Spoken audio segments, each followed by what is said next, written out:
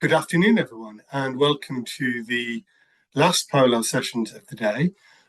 You're here for the session entitled Where Next for SEND? Local and National Perspectives on the Government's Plans for the SEND System in England. There may or may not be an update from today's budget as part of it. Moving on to the housekeeping, I'm pretty sure that by now, if you've been here all day, you will know all of these things. Questions in the questions tab, please be nice in the comment tab.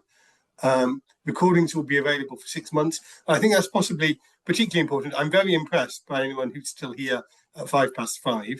I feel like saying hello to those of you who are live, and for the many of you watching this one on playback over the next 6 months, hello to you too, but check that things haven't changed given that this is a very much a latest news session. And I think that the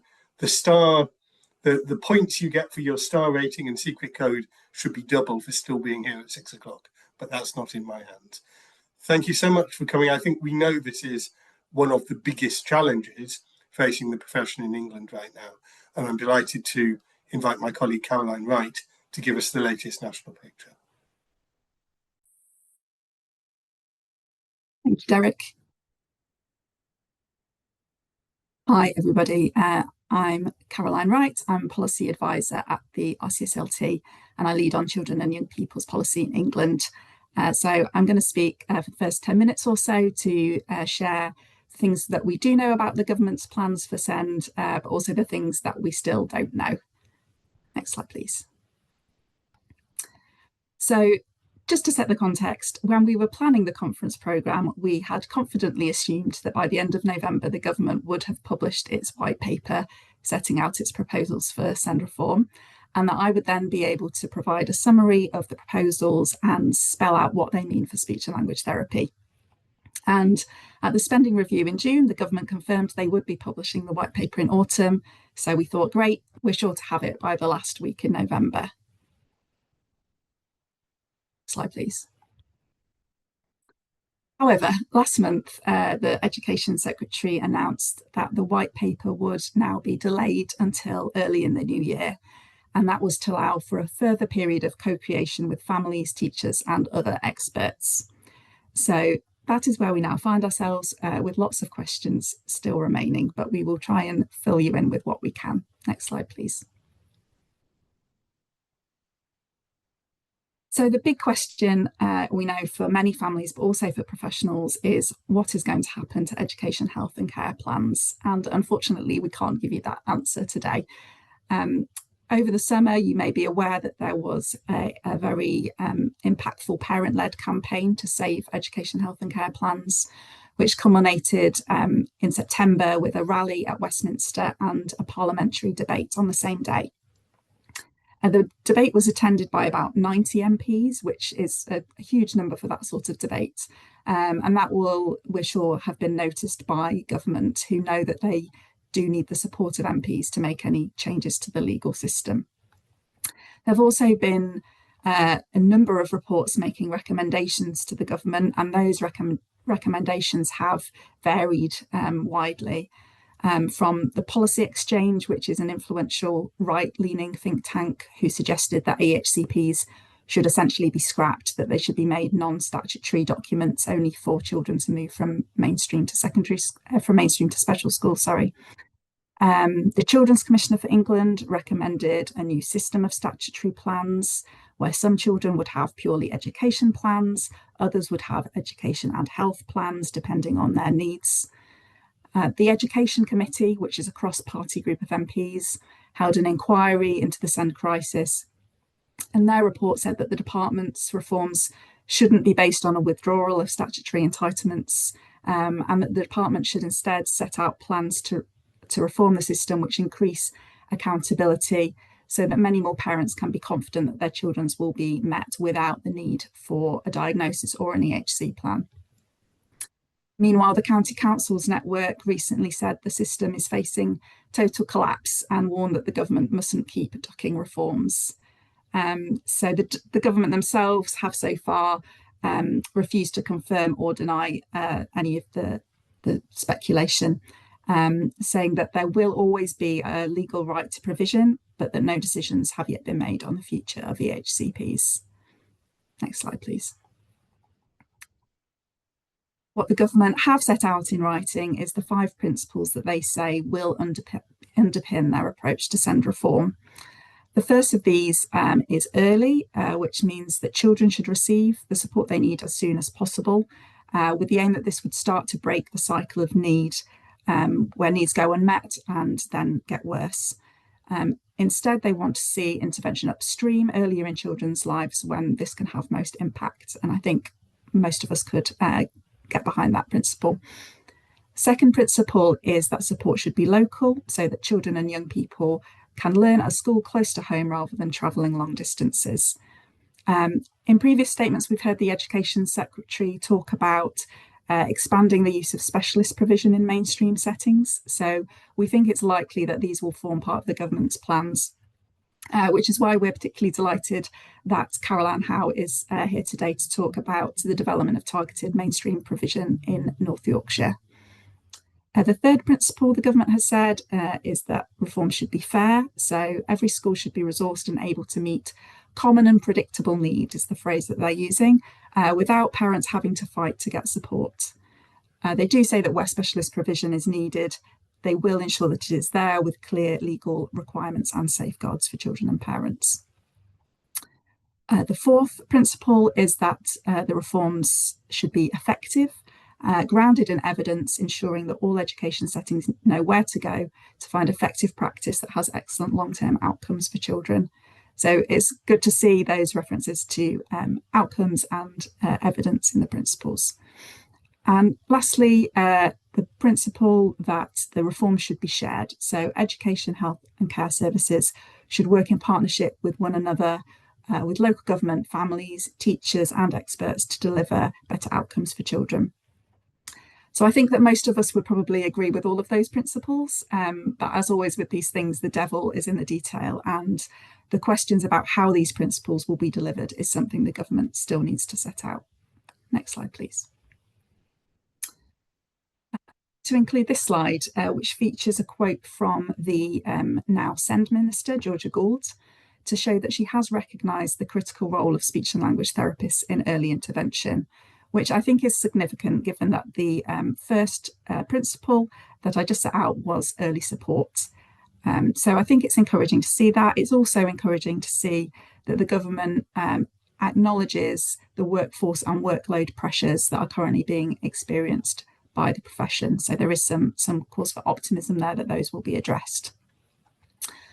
Some other commitments that have been made in the last 6 months in relation to funding. So the spending review in June allocated 760 million over 2 years to reform the SEND system to improve pupil outcomes. And there's also been extensions of funding for 2 programmes that had been due to end this year. Some of you may be directly involved in those yourselves, but for those who aren't familiar, the Partnerships for Inclusion of Neurodiversity in Schools, or PINS programme, is a national pilot which aims to bring together specialists across health and education with expert parent carers into mainstream primary schools.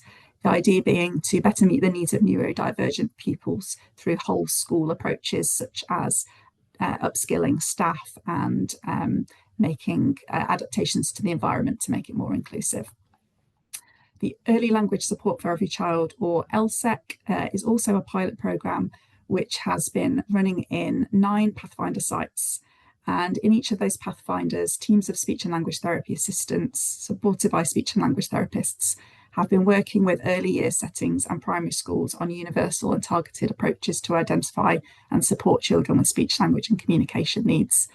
And I know that Janet is going to mention the LSEC project in Leicester, Leicestershire and Rutland in her presentation.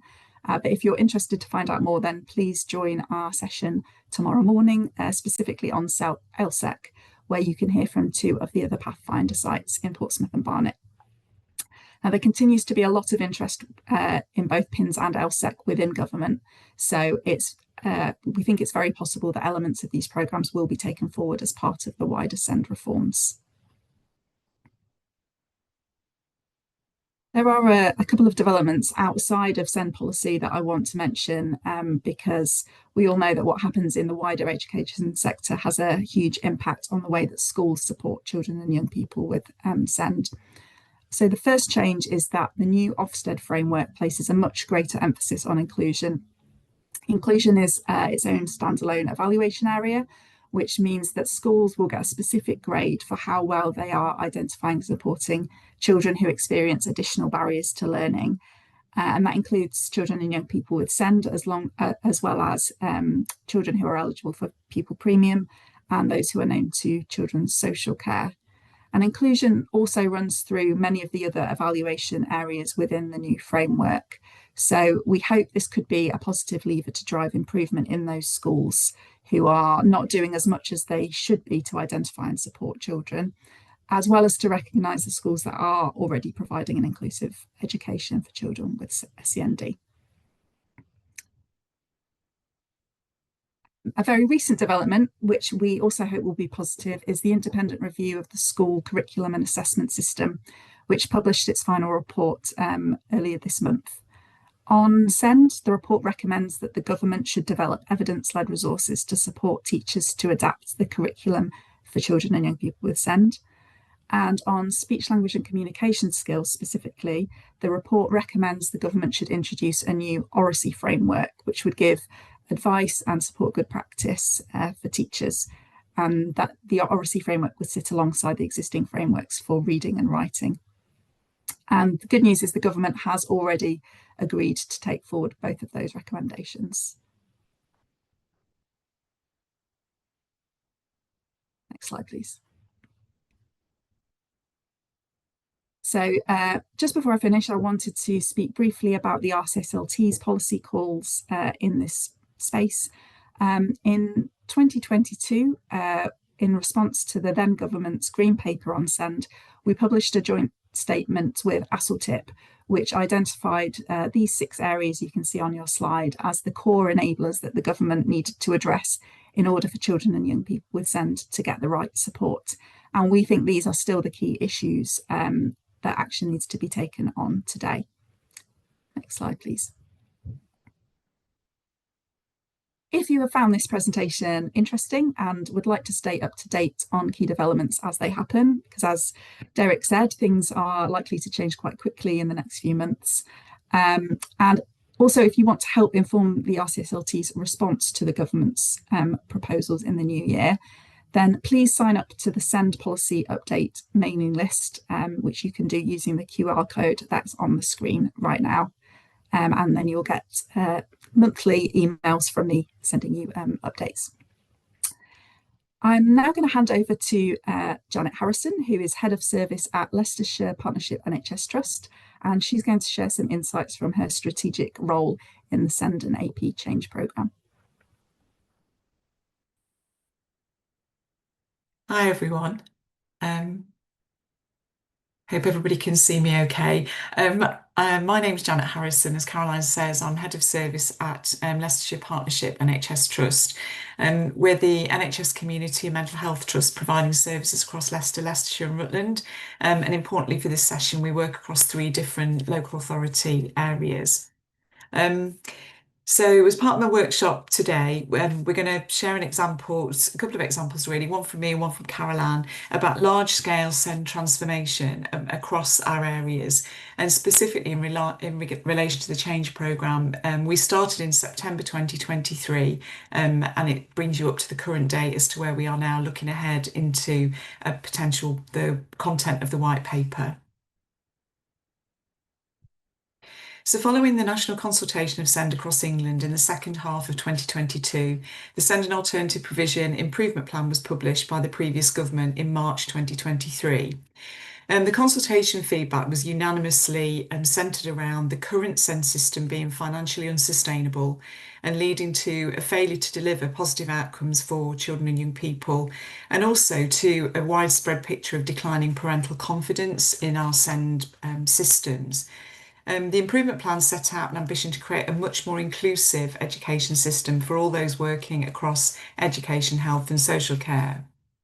And the next slide will show you the developments are resulting from the improvement plan, which was to set up almost a vehicle for large-scale transformation in SEND. And it aimed to mobilise 9 change programme partnerships across England from autumn 2023. And the map shows you where they are, essentially one in each defined NHS region. And you can see that in Leicester, Leicestershire and Rutland, or LLR as we call it, we took up the change programme partnership area for the East Midlands. Each change programme received funding from DfE to embark on a series of test and learns, or transformation areas really. So testing key areas that were felt to be not really fit for purpose for SEND practice across England to feed learning and innovation into future potential SEND reform. In the next slide, I'll show you, these are the key organisations working together in our change programme across Leicester, Leicestershire and Rutland. So you'll see the 3 council areas, so the City of Leicester, excuse me, the County of Leicestershire and also County of Rutland, ourselves as the provider, Community NHS Trust, the ICB, and then importantly, really importantly and critical to our work has been the 3 local parent carer forums, who all received a proportion of funding alongside the other organisations to create some additional capacity for transformation and also for leadership from parents in our programme. So the next slide will show you the original test and learn areas of SEND that change programmes were given to mobilise as part of the improvement plan. So DfE directed us towards the things, all of the areas that you'll see on the screen, and during phases 1 and 2 of the change programme, from September 23 to August 25, these were the main areas that we focused on. So you'll see enablers, that top right, left-hand corner, lots of strategic system enablers for change, including integrated dashboards and also local area inclusion plans to sit alongside our self-evaluation frameworks. We've just been recently inspected, so we're deeply wedded to our self-evaluation framework, but local area inclusion plans were also brought in as another way to bring together our strategic partnership and planning. Ordinarily available provision was what it was called at the time, which is now morphed into much more terminology around inclusive mainstream practice. And you'll see the kind of things that were included there. So alternative provision and looking at different models to strengthen the escalation of children through those 3 tiers to the likelihood that they would be in a placement where they are very unlikely to return to their mainstream school. Early language support for every child, I probably could talk about this bit all day, but early language support for every child has been a complete game changer for our area. We've come close to having good systematic provision for universal and targeted need to sit underneath that system with the specialist service. And over time, lots of changes really, but LSEC particularly has given us a chance to solidify that again. And we're now providing a really cohesive population level system response to SLCN. So that's been particularly effective for us. You'll see on the slide that there's quite a lot of things listed under EHC plan reform. We've tested digitised advice templates. We've experimented with different ways of decision-making panels. We've looked at information that parents are provided with in draft plans around advisory lists of schools that might be suitable to meet their children's needs. And we've done lots of work on strengthening our mediation approaches, which have been really, really effective.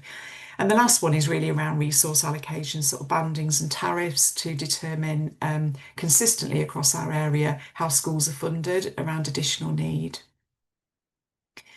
And the next slide, we decided very early on to include several additional test and learn areas over and above the original brief from DfE. We were really ambitious because we could see that we got a really strengthening LLR partnership for SEND. So we integrated several other pieces of work into our change programme with really strong support from DfE colleagues who've been working alongside us throughout our change programme experience. So you'll see, and these are all familiar, if you're working deeply in SEND, these will be very familiar to you as tricky issues to resolve and to plan for together as a partnership across education and health particularly. So the first one in that top left-hand corner is really around having different processes in place to mitigate for a shortage of educational psychologists and their role in the oversight of education, health and care plans. We've done some great work, particularly in Leicestershire, where we've almost eliminated a backlog that was previously there of over 600 draft plans out of date for families, and those new models have seen us bring that almost to nothing, that's out of timescale. You'll see also PINs, as Caroline's mentioned, ND profiling is on that list, much like we've had a lot of interaction with the Portsmouth model, looking at early identification and profiling tools that are appropriate and effective for use in schools. And we're just about to launch something early next year in Leicester, Leicestershire and Rutland. And really importantly, the Send and Inclusion Alliance for Leicester, Leicestershire and Rutland, this is our future state beyond the life of the Change programme. We're in phase 3 of the Change programme now, and that will finish in March 2026. So we've had such great partnership and success in our Change programme that we're looking ahead, and we've formed an alliance to sustain our current organisational form beyond the life of the Change programme. And importantly, from all of our inspection outcomes, I'm sure we've needed to strengthen our joint and aligned commissioning strategy for SEND, and I'll refer to that in a moment. There's a very bit, sorry, I've skipped ahead. This is just, yeah, go to the next slide, please. Thank you, Sarah. It's important to note here that all of the wider policy context in which these SEND reforms are operating, and with the work I've described so far, we're planning to integrate many of these current national directives and opportunities, as nearly all of them have a focus on community and building community, inclusion and prevention. So, for example, our Send and Inclusion Change programme work is already really integrating with the Families First programme for social care reforms. Yeah, next slide, please. This, the next set of slides from me are really resources about the future of SEND reform and some of what we're expecting to be included in the school's white paper. The content can be used beyond the workshop in your own sort of local planning for SEND. This is a slide that DfE have provided us with, which describes the current thinking on a working model for an inclusive system. And the layers of the model, it's obviously, and there's quite a lot of information on there, but just as headlines, the layers of the model are outlined as inclusive settings and providers, structures and services to strengthen inclusion, system leadership and partnership that enables inclusion, and really importantly, consistently inclusive culture and behaviour. And I think that in the next few months, between us all, as a SEND sort of community, we'll see a lot of this kind of language and thinking. And the next slide describes our LLR Send and Inclusion priorities coming up through the rest of the Change programme into the end of phase 3 in March. So we're going to major on co-production as our golden thread. We're majoring on the continuing development of what's been termed a local inclusion support offer, which is bringing together all of the elements of our work on SEND to try to strengthen that visible, cohesive offer to schools and settings. We're looking at a community inclusion programme, it's a new joint commissioning strategy, and really getting into the heart of that partnership accountability. So we're no longer in a place where the responsibility is passed between organisations, much to the frustration of everybody working within the system. The next slide is an example of something that I hope beyond the workshop you might be able to utilise. It's a newly developed co-production charter for Leicester, Leicestershire and Rutland, and really critically it's been led by our local parents and representatives of our local young people's forums. And this charter will shape our expectations for working together in an inclusive culture in our Send and Inclusion Alliance. So being able to help us to assess how mature we are as a SEND partnership for some of the many changes that lie ahead. And the next slide, again, is a resource slide, and this just really gives you a kind of more visual representation of our local inclusion support offer. You'll see that it majors on pulling together a number of different strands, which our schools tell us, although they know they're there, they often describe them as remote and complicated to access, and that's still some of the feedback that we've been getting from some recent school engagement. So it's our intention to bring together in a much more cohesive way all of our advice for schools across education, health and social care partners, all of our training and all of our direct support. And so the elements that you'll see in that diagram are the main things that we're going to be bringing together into that offer. The next slide is just again for resource. It's our LLR example of how we'll be governing and co-producing our SEND transformation work throughout 2026 and whatever the white paper brings. So you'll see we've got a new board with an independent chair. We've just started our Education Leaders Forum for Leicester, Leicestershire and Rutland, which has been really well attended. Lots of real interest from head teachers and academy heads about the work that we're doing. A joint commissioning group, a co-production group, and a national, we're obviously taking part in the National Change Programme evaluation. Just one other thing to note is that DfE are funding some schools conferences for March 2026 to disseminate change programme learning in SEND and inclusion. This is just something for people to consider in their own areas. I think what we're really trying to show is in Leicester, Leicestershire and Rutland, we've always had, you know, comprehensive sort of mainstream provision on the left of the diagram, through to those special school sort of settings and independent special schools to the right. What we're trying to do with our SEND and Inclusion Alliance is to fill in the many gaps that there seem to have been in between. And I think that Caroline is going to talk specifically around enhancing that offer in mainstream schools. So the local inclusion support offer is intended to sit directly around all mainstream schools. We've got internal alternative provision. Most of Leicester's mainstream schools now have developed their own alternative provision, rather than looking outside of their schools and placing children from their local community and school family outside of that local school context. And you'll see across the bottom that what we've been all experiencing, I'm sure, is a continuation of need that sees us more and more children moving to the right of the diagram, and more complex needs at greater cost. And this kind of represents for us why we're locally, we talk about that financial unsustainability of it all the time, and that what we're trying to do is to move as much as we can into confident, effective, well-supported mainstream and resource provision. The model really affirms the right of children and young people to be educated in their local community alongside their peers, and that's something I know that Caroline will refer to.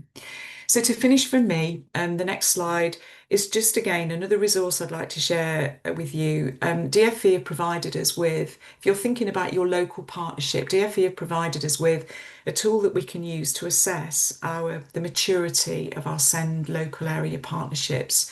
It has 7 principles, which puts children and families right at the heart of SEND strategic planning and commissioning. And all of the principles give us the opportunity as a partnership to assess whether we feel we're emerging, developing or maturing. And the next slide gives you those 7 principles. So you'll see that co-production is at the top, understanding need with good data and information, clear focus on early identification and inclusion, collaborative relationships, outcome-based accountability, using data to really monitor our effectiveness and continuous improvement, and driving strategic decision-making at the right level in our partnerships. And we're just concluding a piece of work in Leicester, Leicestershire and Rutland to assess ourselves against this maturity tool, to set some strategic intentions for next year about how we want to improve. So I hope it's been helpful to just give you an idea of some of the things that we've been testing in the change programme and some of the things that we firmly believe are going to be part of the content of the white paper. So I'll pass over to Caroline. Thank you. Thank you. Really interesting. Hi, I'm Caroline Howe and I'm Head of Locality Inclusion Support in North Yorkshire. And I'm just briefly going to talk about one element of what we do, which is targeted mainstream provisions. Thank you. So I guess that's following on from the big picture there. This is looking at what's happening locally. And this is an example of, so these targeted mainstream provisions is that inclusive provision that councils are now being encouraged to develop. So as Janet and Caroline have said, the core of this system, what it all hinges on, is the inclusivity of our mainstream schools, and our mainstream schools being able to meet the need of the majority of children. So we don't push children along that continuum that Janet was talking about.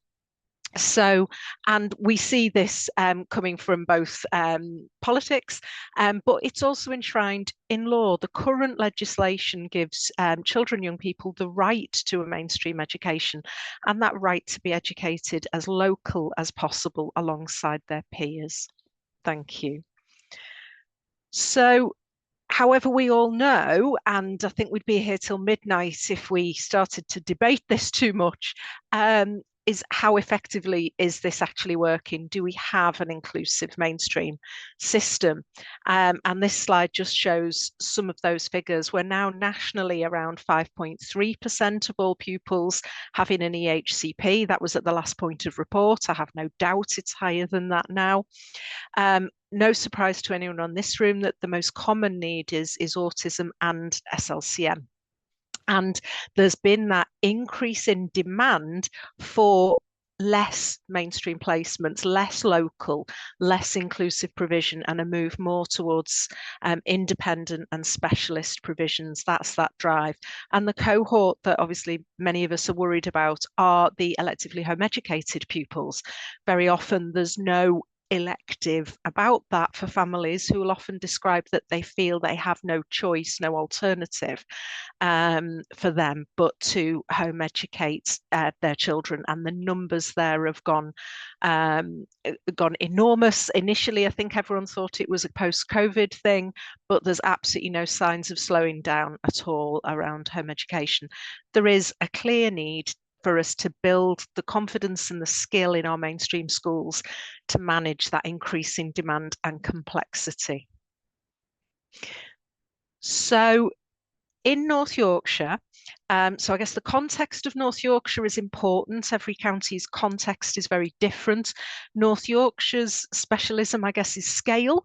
Apparently, North Yorkshire's 3 times the size of Luxembourg.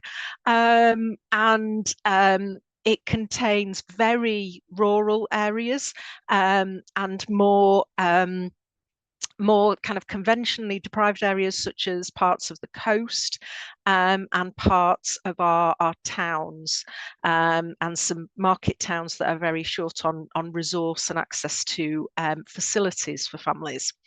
So before 2020, North Yorkshire had a pattern of enhanced mainstream schools, which offered both in-reach placements for children with identified SEND, but they also did outreach.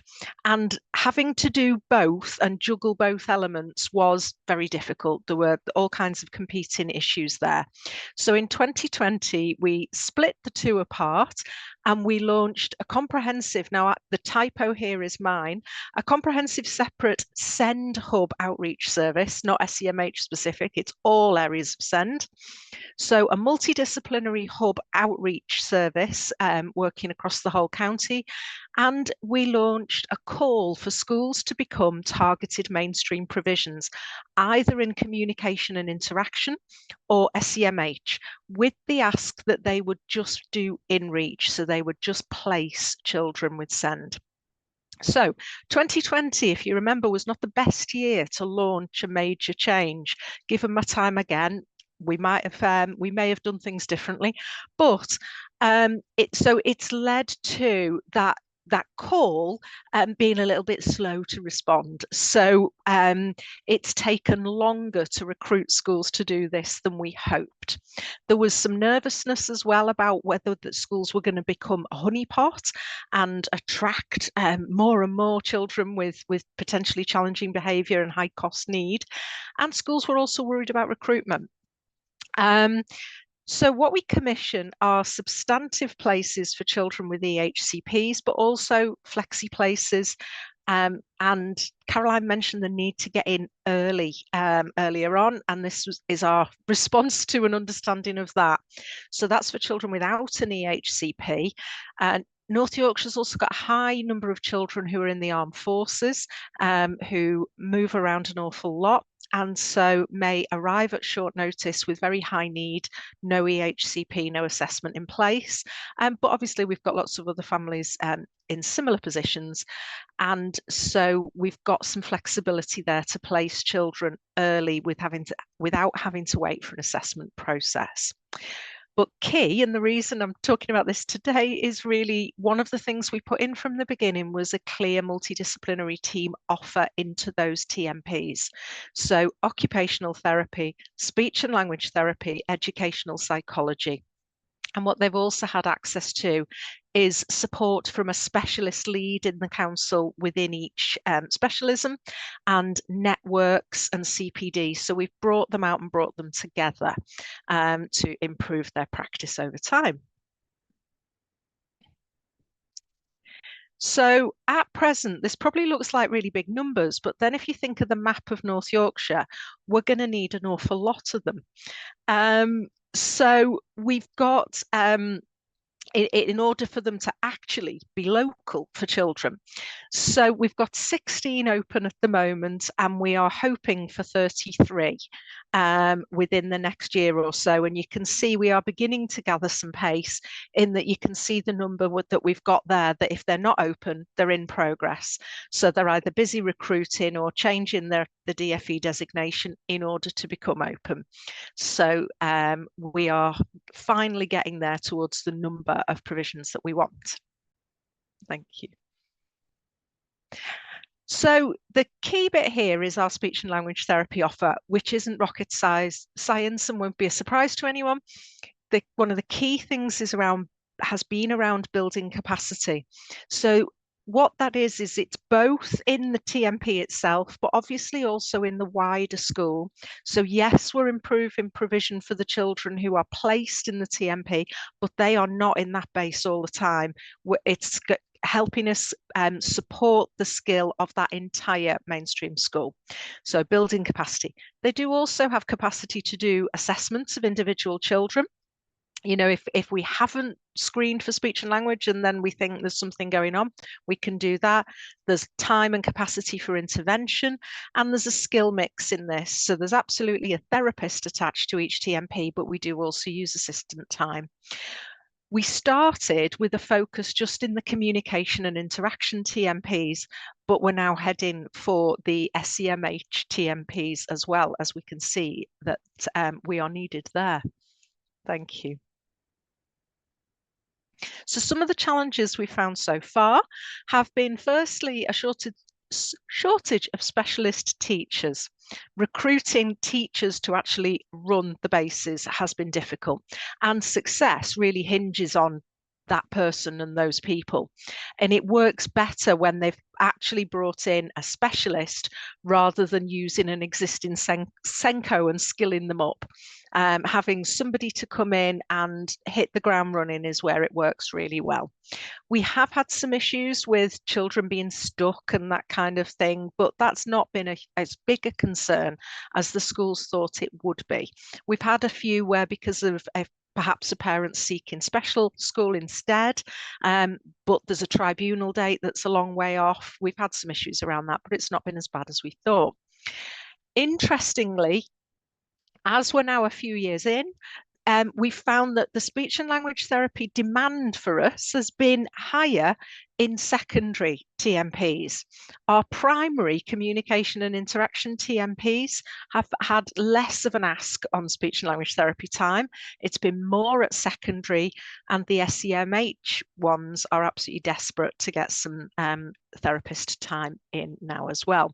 So we're moving from away from an initial quite restrictive allocation of time to being more flexible and needs-based. So we're using tools like looking at the skills of that workforce and the needs of that cohort and the needs of that school, and being a bit more flexible about time allocation. We've also had very little direct input to children. Just really, as I say, we have capacity to do direct input to children, but it's been less about what's been needed, which I think is really positive because it's felt like a much more inclusive model. You know, if things can happen all day, every day from people who know that child well, it's a much better model, and it's certainly reinforced that. The perennial problem is also recruitment of therapists. You know, that's an issue everywhere. So we are ongoing recruiting. If anyone wants to come and work in the Dales or the seaside, just call me. Thank you. Next slide. Sorry, was that blatant? Impact for children. So challenges, yes, but it's made such a difference. And that difference has been truly holistic. All areas of their life. We really have identified barriers to learning, and the multidisciplinary team, in particular the speech and language therapist, has been absolutely pivotal to that, identifying what those barriers to learning are and then working together to mitigate that and their impact on wider school life. Thank you. So we've had lots of feedback from our young people. Obviously, most of these are from our secondary guys. And the one I like best is the youngster who's been mentoring other young people in school around snooker. So he's found his thing and developed the skills and confidence to work with other young people around his thing. So we've had some amazing feedback from young people. Thank you. Next slide. And we've also had amazing feedback from our parent carers. And you can see here balance of feedback around well-being, whole person development, being able to do a residential with confidence. The bottom one there around use of technology and that specialist TA support. So having that specialist team there able to identify appropriate tech and close TA support is really showing what that young person can do. Thank you.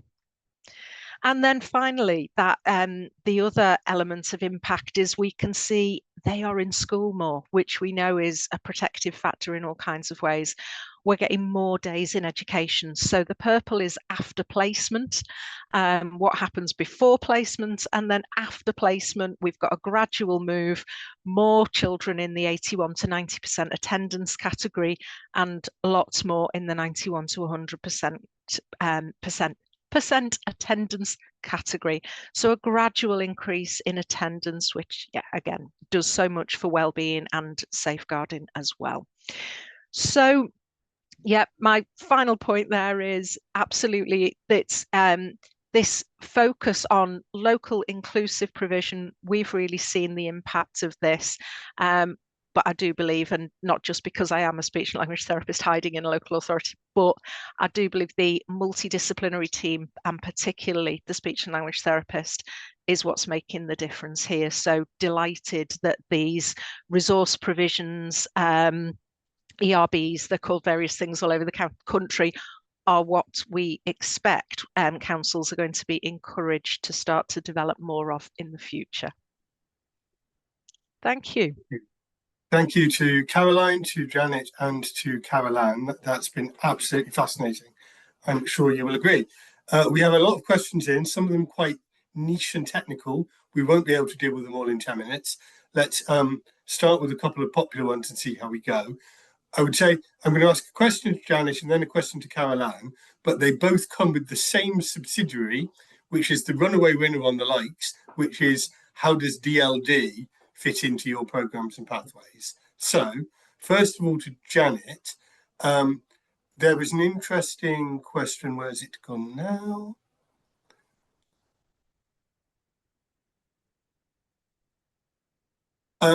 Yes, we're very interested to hear about new and alternative strategies, says the questioner. You mentioned using alternative models to address the shortage of EPs. Yeah. Could you say a little more about that? And also talk about DLD. Yes, of course, yeah. So the educational psychology model that we've used was developed in Lincolnshire. One of those things that happens when somebody moves jobs and you get the benefit of the innovation they've brought with them from another place. So we had a real shortage of educational psychology capacity in Leicestershire particularly, and the demand mirrors some of the data, the figures that Carol-Anne's just shared, you know, spiralling demand in Leicestershire, particularly over the last sort of 5 years for EHC needs assessment. And so we've been working with local educational psychology colleagues and leads to bring in some independent practicing educational psychologists to pick up some of the oversight and work, freeing up our local educational psychologists to do some of the more complex assessment. We've also developed a model of specialist teachers carrying out some of the report and assessments that educational psychologists themselves would previously have done, particularly early years and key stage 1.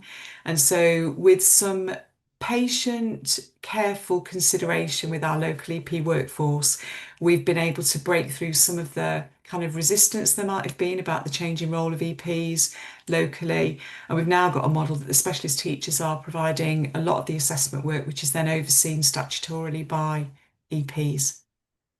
And my colleague will be really happy to share more information about that. DfE have picked it up as part of our change programme work, and it has gone into our local evaluation as another potential innovation to be considered. Let Caroline do DLD. And oh, well, the questions to both of you, okay. Specifically about DLD and how DLD is addressed to you, because it can often get overlooked or something. Yeah. You know, Yeah, completely. So I'm sure, I'm thinking that some of the staff from my team might be here actually as speech and language therapists. So I'll be very careful about what I say about DLD. The team, the specialist speech and language therapy service leads are very clear and confident that DLD is a pathway to be worked through with specialist speech and language therapists from our team. And so they work in partnership with parent groups and with local schools and local authority colleagues to run kind of some more intensive programs, but that still stays as part of the speech and language therapy service. It's not being devolved out to schools or a specific part of our local inclusion support offer.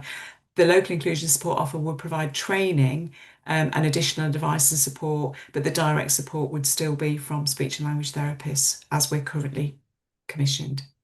Thank you, Janet. Caroline, here's your runaway winner. What does a targeted mainstream provision look like in reality? Is it a separate unit in the mainstream school? Is it something different? How do you accommodate the range of needs? For example, minimally speaking autistic children and very verbally fluent autistic children, Okay. and also DLD. So I was going to say that our communication interaction ones and our SEMH ones as well, depending on the profile of the young person, absolutely include children, young people with DLD as well. It's not, they're called communication interaction and they cover the full spectrum, and they were absolutely intended to do so. It's not a euphemism for autism and or undiagnosed autism. So we do have young people with DLD there too. What they look like in practice is that the majority of young people's time, it is hoped that by the time they leave, the majority of their time will be supported in lessons so that they will be integrated with their peers very often. And yeah, particularly, I guess, for those young people who are non-speaking, perhaps when they arrive, or long term, may initially be more in the base. So they've all got a physical base. So they will initially be more in there, and then gradual reintegration supported by the specialist team. The amount and the balance of mainstream and separate provision will vary absolutely for the individual, but the intention on placement is always that they'll be integrated. So if we felt a young person needed that very small group on placement, we'd probably be looking at special school from the outset. So it is an inclusive offer in practice, although needs change over time, don't they? But that's the intention. Thank you. I think this pair will probably see us out, and as we'll deal with as many others as we can after the session. So we have a lot of people asking what approaches have made the difference in getting schools on board. And we also have a lot of people asking, how do you shift parental expectations from one-on-one to a group or whole school approach? And on that latter, Caroline, you might have thoughts as well. So about shall I start with that? Yeah, so, Caroline Wright, you may also have things to say about what the government's trying to do on that parental expectation issue, maybe. Caroline. So Janet mentioned lack of parental confidence in that offer in her presentation, and that was something that that there was a survey that we'd done for families about lack of confidence in mainstream, and a couple of the things parents identified were a perceived lack of tailoring of the curriculum that they felt was available in special schools and wasn't in mainstream. And they were also really attracted to special schools because of that multidisciplinary team offer. So that was our lever for getting in an MDT offer from the outset, because we were able to say, this is one of the key things affecting parental confidence. It's access to specialists. It's if your child needs direct intervention from a therapist, it's there. And that really increased confidence. Also, that MDT offer really got the schools on board.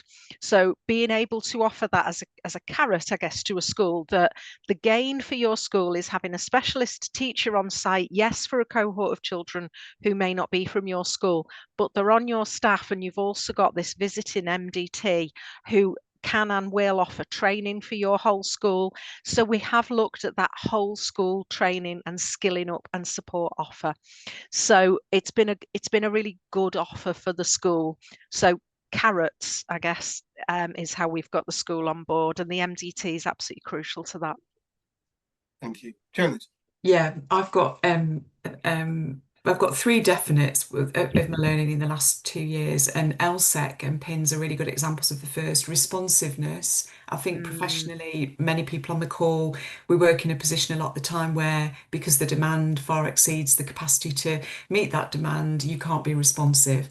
And in that gap where you're not being responsive, it's where anxiety and lack of confidence flourishes for parents, isn't it? You know, and so there's more likely to be a difficult experience when you do have the opportunity to provide perhaps what the child would need. So in our LSEC model, for example, so far as I'm aware, we'll be probably by the end of the change programme, we'll have got to about 1,000 children who've been directed away from core speech and language therapy waiting times because their needs are of a universal and targeted nature.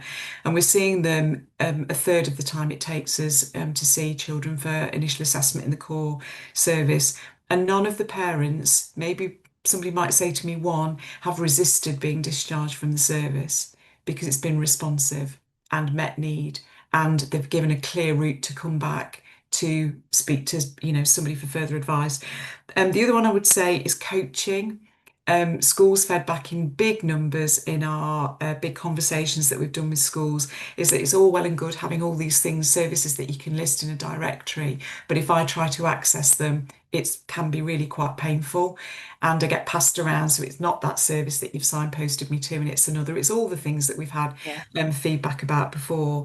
And so in our local inclusion support offer, the thing that we get feedback about in spades is that somebody came into school and they coached me, and they didn't just send me a programme, or they didn't just send me something to do.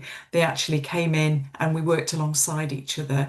And so the training offer is now inclusive of coaching for all of the different aspects of training that we're offering. The thing that schools bought into was having a chance to do the big conversation about, here's a list of all the things we think are in your area. What do you think about that in terms of, support? You've got children in school with additional needs. You don't know how best to include them in your setting. Look at all this that's on offer. What's the issue with that? And they said it's because it can be remote, difficult to navigate, and not always accessible. And so what we're doing with our local inclusion support offer is building in a navigation function. We've got a role called a care navigator, who is the school's first port of call, and then can bring in the services and the specific things that are needed. So, and those themes have come out right back from September 2023, and they're diminishing now because schools are getting a bit more confident. Brilliant. Thank you. We have less than a minute to go, Caroline. I think as Caroline said in her presentation, the government has got to square a direction of travel about the models that Janet and Caroline have shared with a strong parental lobby that is very nervous of losing what they see as the specialist rights and legal guarantees that EHCPs bring. So watch this space. Thank you all so much for sticking with us until 6 o'clock. Your secret code for points will be along any moment now. we'll deal with the questions. The recording will still be around, but the recording may not still be relevant once the white paper comes out. But that's not true. Janet and Caroline's will be. That concludes day one of the RCSLT conference, and I look forward to seeing you all again tomorrow for day two. Thank you and good evening.